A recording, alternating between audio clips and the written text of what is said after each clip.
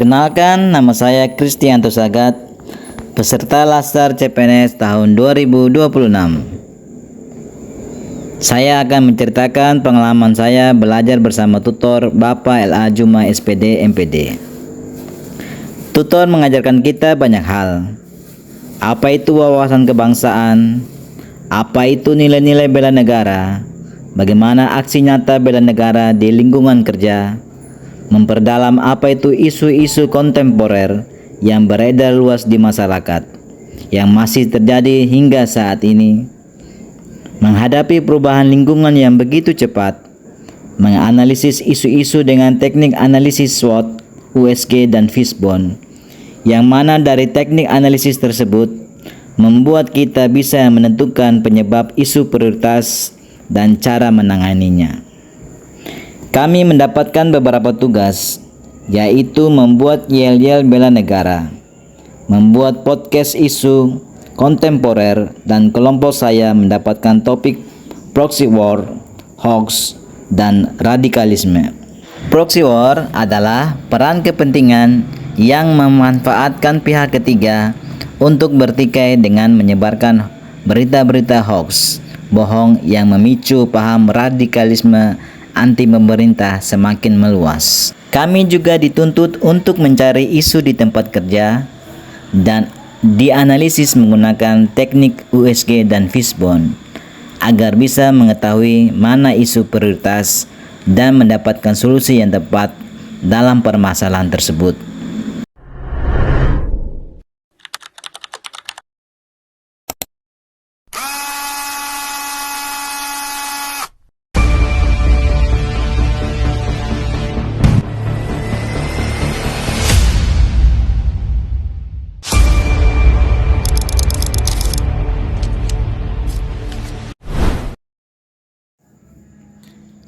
Pengalaman belajar mandiri selama 9 hari. Awalnya begitu berat. Kami dituntut untuk memahami materi secara otodidak. Terdapat 4 agenda dan setiap hari wajib mengerjakan tugas. Pendamping akan mengirimkan link pengumpulan tugas setiap harinya. Tugas yang berupa lesson learned, yaitu memahami materi kemudian dikaitkan dengan lingkungan kita bekerja. Agenda 1, kami belajar banyak tentang apa itu wawasan kebangsaan, mengenal kembali perjuangan bangsa, analisis isu kontemporer, yaitu mendalami isu-isu yang sering terjadi dan masih terjadi hingga saat ini. ASN dituntut aktif menilai perkembangan yang terjadi di masyarakat, berperilaku baik dan menjadi teladan, jauh dari korupsi, nepotisme, dan narkoba. ASN dituntut untuk melakukan pelayanan dengan transparan, tidak memandang latar belakang masyarakat, bertanggung jawab dalam penugasan, bisa menguasai skill di bidangnya masing-masing, menciptakan suasana persatuan damai di lingkungan kerja, setia terhadap bangsa dan negara, bisa cepat menyesuaikan diri dengan lingkungan, dan mampu menjalin kerjasama dengan rekan kerja, pemimpin, masyarakat untuk memajukan bangsa dan negara. ASN dituntut cerdas dalam era digital ini, mampu menggunakan internet dan aplikasi-aplikasi digital yang mendukung pekerjaan. Hari ke-9, kami melakukan evaluasi, dan puji Tuhan, saya lulus dengan memuaskan.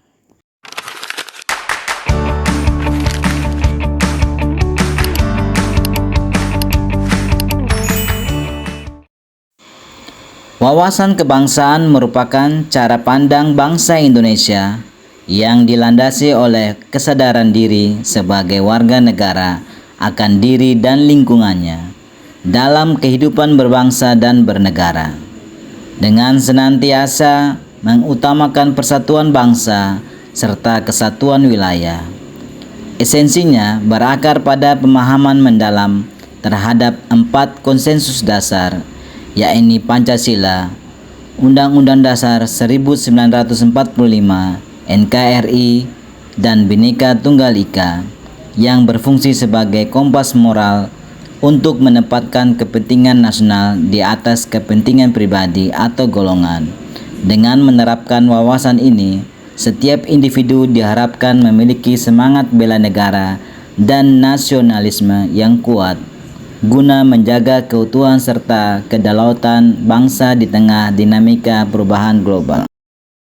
Adalah sikap dan perilaku warga negara yang dijiwai oleh kecintaan kepada Negara Kesatuan Republik Indonesia berdasarkan Pancasila dan Undang-Undang 1945 dalam menjamin kelangsungan hidup bangsa dan negara. Berdasarkan Undang-Undang Nomor 23 Tahun 2019, terdapat 5 nilai dasar bela negara yang menjadi pedoman, yaitu cinta tanah air, sadar berbangsa dan bernegara, setia pada Pancasila, rela berkorban untuk bangsa dan negara, mempunyai kemampuan awal bela negara. Perubahan lingkungan strategis. Modal insani merupakan sumber daya dinamis berupa kombinasi pengetahuan, keterampilan, kesehatan, serta energi yang dimiliki individu sebagai penggerak utama dalam menghadapi dan memecahkan berbagai isu strategis di tingkat organisasi maupun nasional. Dalam menghadapi isu strategis, modal insani tidak hanya mengandalkan kecerdasan intelektual untuk melakukan analisis teknis, tetapi juga memerlukan kematangan emosional, ketabahan, serta etika untuk beradaptasi dengan perubahan yang cepat dan kompleks. Keunggulan modal insani tercermin pada kemampuan aparatur dalam menciptakan inovasi dan solusi kreatif, seperti transformasi digital dalam pelayanan publik, sehingga tantangan yang muncul dapat dikelola secara efektif demi keberlanjutan dan kemajuan organisasi. Isu kontemporer. Isu kontemporer merupakan berbagai masalah atau fenomena yang tengah berkembang dan menjadi perhatian luas di masyarakat saat ini. Karena sifatnya yang mendesak serta memiliki dampak signifikan terhadap stabilitas berbangsa dan bernegara.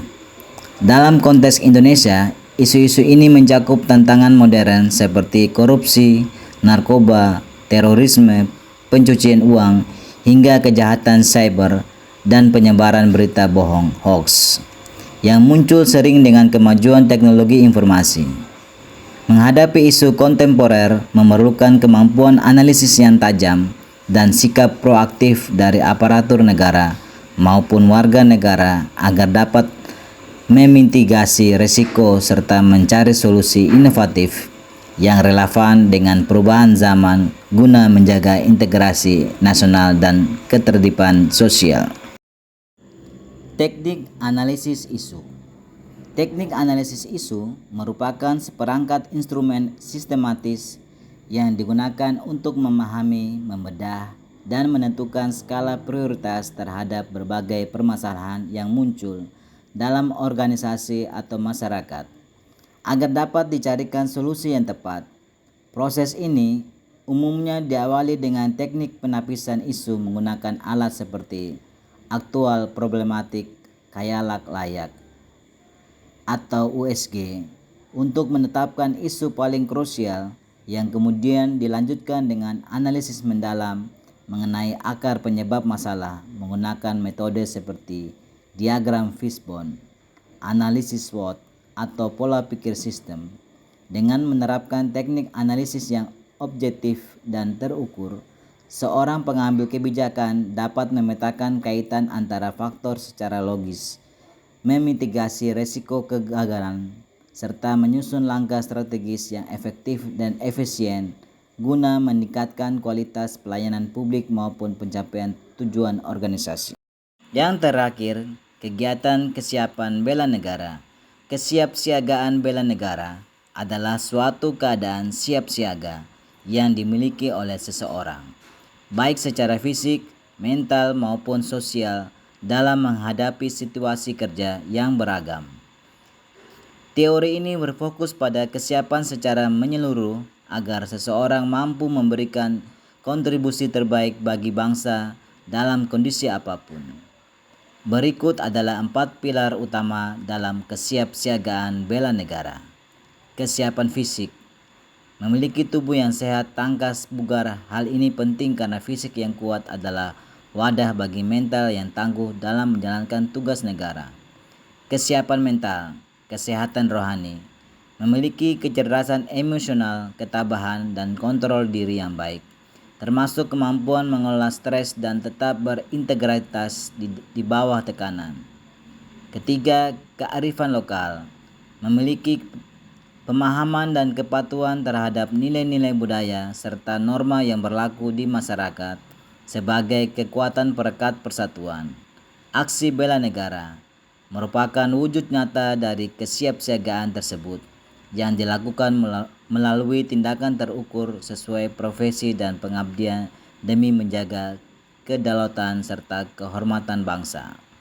Intinya, kesiapsiagaan bela negara bukan berarti selalu siap berperang secara militer, melainkan siap secara intelektual, fisik, dan spiritual untuk menghadapi segala bentuk tantangan dan isu strategis yang dapat mengancam keutuhan negara.